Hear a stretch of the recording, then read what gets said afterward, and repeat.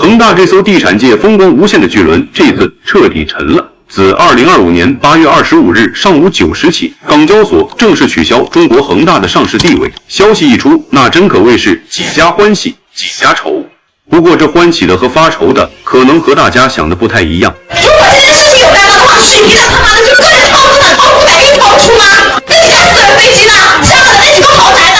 债主哭着要债要不回，有人却能躺着从恒大尸体上赚走几个亿，到底是何方神圣？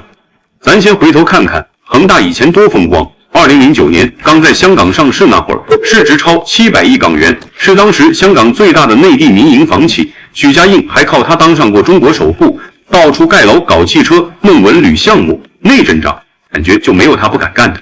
可风光背后全是坑，恒大一直靠借债搞扩张，欠的钱像滚雪球越滚越大。后来跨界搞的那些项目也不赚钱，钱越花越少。终于在2021年扛不住了，先是欠供应商的钱给不上，再是老百姓买的恒大理财取不出来，超10万人的钱被套牢，大家这才发现恒大的好日子全是借出来的。之后就一路垮到底。2023年亏了超8000亿，创了中国企业亏损记录。许家印也被抓了，他的家人也未能幸免。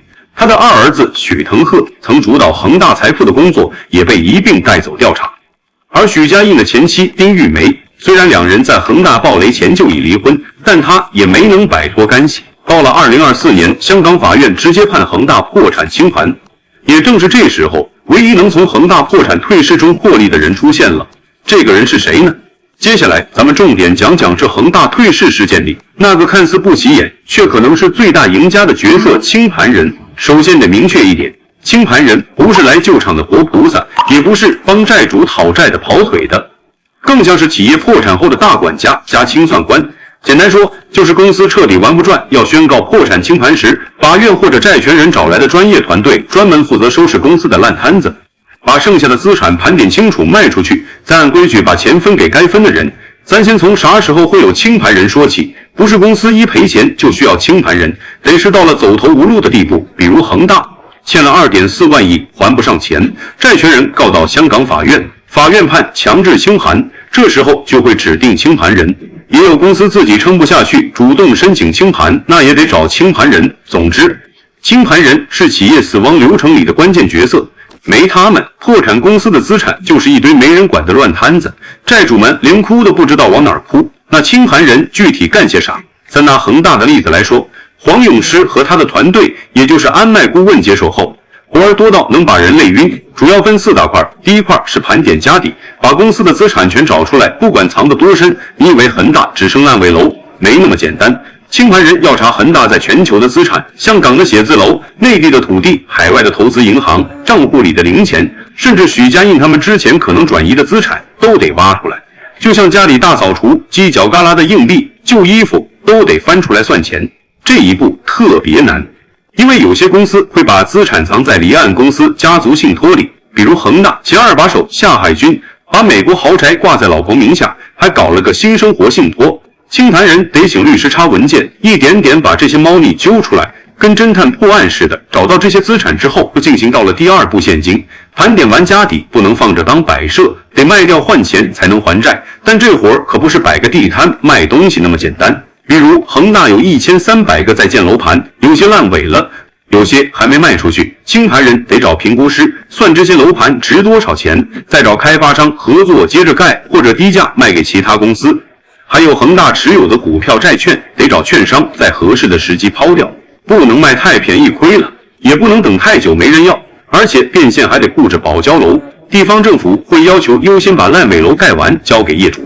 清盘人还得平衡这个，不能光顾着卖钱，不管老百姓住房，所以经常得跟政府施工方扯皮，特别费劲儿。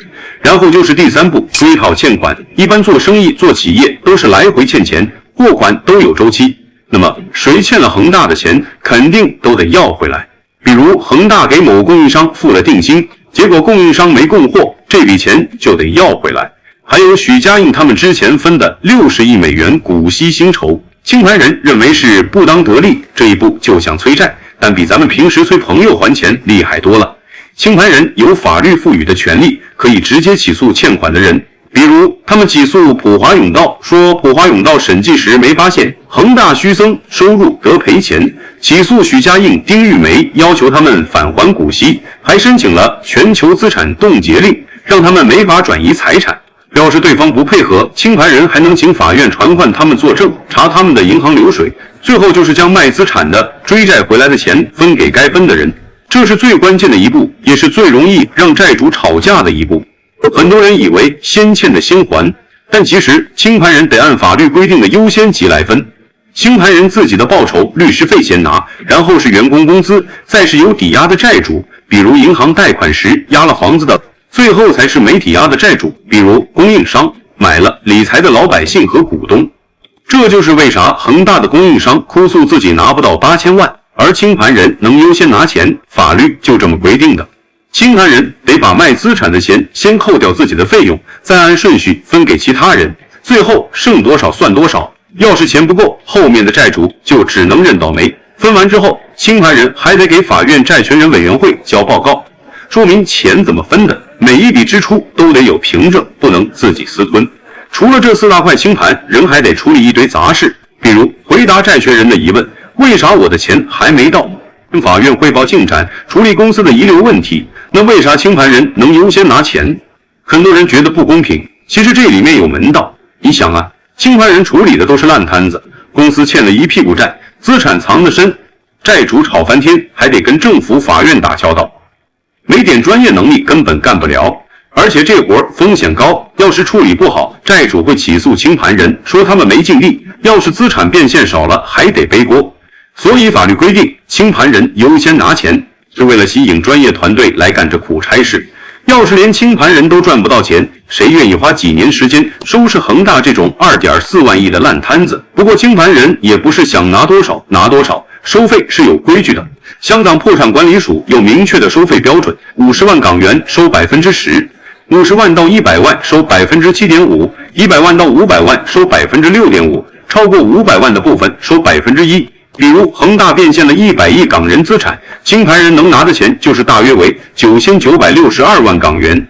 虽然多，但也是按规矩来的，不是漫天要价，而且收费得定期向债权人披露。要是债主觉得收多了，可以向法院提异议，法院会审核。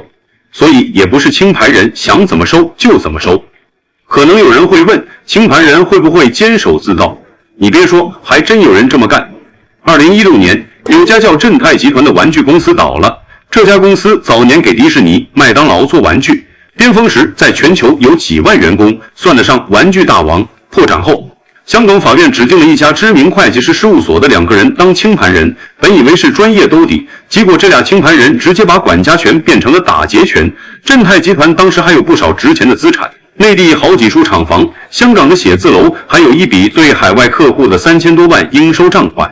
按规矩，清盘人得先把这些资产公开拍卖，价高者得钱收回来再还债。可这俩清盘人没这么干，反而私下联系了一个叫陈某的商人，搞了个暗箱操作。首先是卖厂房，正泰在广东东莞有个占地几十亩的厂房，当时评估价至少值8000万，结果清盘人没公开招标，直接跟陈某签了低价转让协议，6000万就卖了。关键是陈某给的这6000万里有1200万没进公司清盘账户，而是转到了清盘人亲戚名下的空壳公司。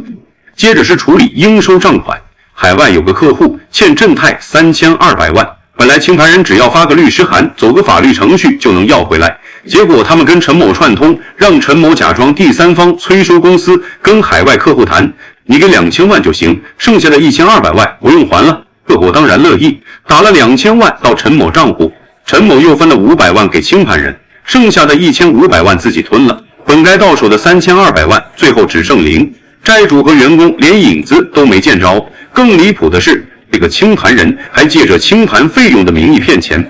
按香港规定，清盘人的报酬是按资产比例算的，最多不超过5%。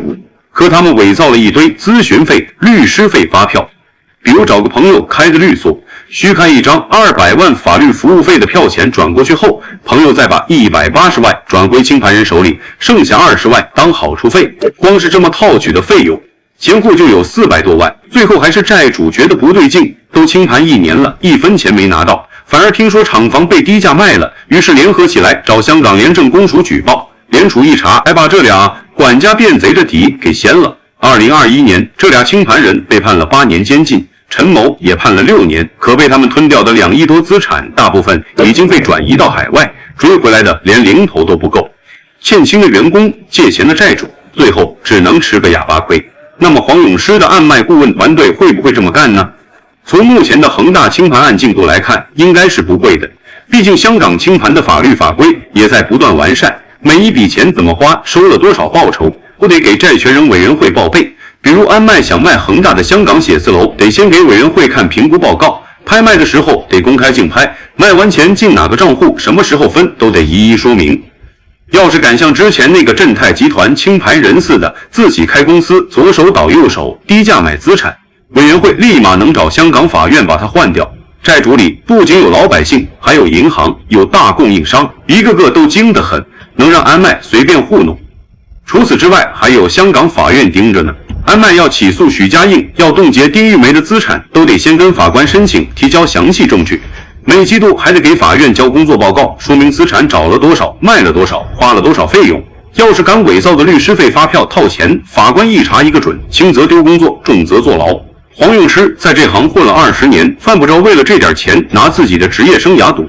其次，安迈靠名声吃饭，偷恒大的钱等于砸自己的饭碗。你知道安迈是啥级别的公司不？他可不是小作坊，是全球顶级的重组顾问，雷曼兄弟、亚洲清盘、瑞幸咖啡债务重组都是他做的，相当于清盘界的米其林3星。恒大案现在是全球关注的大案子，相当于给安迈做免费广告。要是安迈在这案子里搞猫腻，比如低价卖资产私吞回扣，第二天全球媒体就得炸锅。安迈坚守自盗，到时候别说接路径、弘扬这些房企的清盘订单了，连之前的老客户都得跑光。德勤、毕马威这些对手能笑开花，直接把他的市场份额抢光。你想啊，要是你开了家网红餐厅，现在来了个大人物吃饭，你会偷偷给人用过期食材吗？肯定不会啊。安迈也一样，恒大案就是他的招牌菜，只会想办法做好，绝不会砸自己的招牌。而且恒大这案子太显眼，想偷都没地方藏。别的小公司清盘可能没人关注，清盘人还能偷偷搞点小动作。但恒大不一样，负债2.4万亿，30万套房子没交付，全球媒体天天盯着，连许家印前妻丁玉梅花了400万美元都被扒出来了。安迈想搞点猫腻，根本藏不住。比如安迈要卖恒大的海外资产，像许家印的私人飞机、夏海军的美国豪宅都得公开拍卖，竞拍价格、买家是谁都得在香港法院官网公示。要是安迈敢跟买家串通，把1亿的飞机5000万卖了，第二天彭博路透就得报道。债主们能把法院大门挤破，要求查到底。还有恒大90%的资产在内地安迈，想处置内地的烂尾楼，还得跟地方政府打交道，要保交楼优先。要是安迈敢把某块地低价卖了，地方政府第一个不答应。毕竟要保障老百姓住房，怎么可能让他随便折腾？虽然安迈大概率不会坚守自盗，但咱也得说出实在的，他不用防偷钱，但得防瞎花钱。就拿这许家印那60亿美元股息来说，这事儿听着特解气。把老板贪的钱追回来给债主分，可背后的成本能吓你一跳。安迈为了这事儿，光律师费就砸了1亿多美元，找了香港、美国、开曼好几个国家的顶级律所，又是查许家印的海外信托，又是跟丁玉梅的律师团队打官司，连夏海军藏在美国的豪宅都得雇私家侦探找线索。结果呢，折腾了大半年，只追回来5000万美元。更让人揪心的是，这种高成本低回报的操作还不止一次。安迈还起诉了普华永道，明眼人都能看出吃力不讨好。普华永道作为4大会计师事务所，有的是闲请顶级律师团队。安迈为了打这官司，光是收集恒大虚增5600亿收入的证据，就花了几千万港币，请审计专家复核账本。可就算最后赢了，普华永道大概率也会上诉，拖个3-5年都有可能。到时候追回的赔偿说不定还不够覆盖这几年的诉讼成本，这不就是为了争口气，花光兜里钱吗？不过这也不是安迈故意的，而是一种专业惯性。清盘人就是企业破产后的专业管家，干的是琐碎不讨好的苦差事，虽然能优先拿钱，但也是靠专业能力和辛苦换来的。要是没有清盘，人破产公司的资产会烂在手里，债主们连1分钱都拿不到。所以哪怕他们优先拿钱，也是两汉相权取其轻，总比钱拳打水漂强。你觉得清盘人这活儿，要是给你多少钱，你才愿意干？毕竟天天跟烂摊子、债主、法院打交道，还得跟许家印他们斗智斗勇。评论区聊聊。